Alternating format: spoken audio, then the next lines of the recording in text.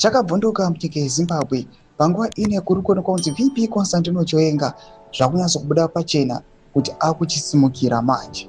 Chitiko chakaitika yesterday paHeroes Acre chasiya zvigananda zvese. Aiwa, panguva ino zvakabata shaya zviona VP Constantino Chiwenga achifarirwa nevanhu.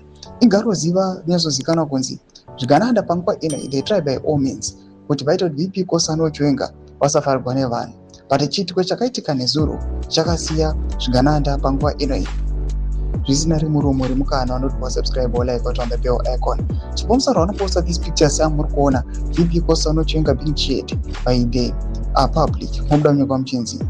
Today, meaning yesterday, at Heroes Acre, ZANU-PF supporters cheered Vice President Chiwenga loudly, spontaneously, sustained. Nobody organized that.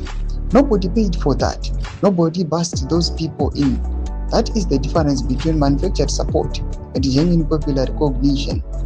Mnangagwa team prints t-shirts, Tagure hires buses. Still, the crowd cheers General Chiwenga. You cannot buy what happened at Heroes Acre today. That is called legitimacy. And legitimacy of the regional management, not pre-cap meetings, not constitutional manipulation, is what makes a president. Toma developments of Buda Pangwa National Council, Iowa generally, munhu wevanhu.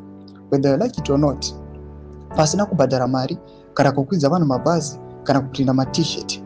Just naturally, vanhu vakangoya panguva iro vachisapota VP Constantino Chiwenga. Pina comment section medu dzafuniro enyimoti kudii pamusoro pechitiko ichi.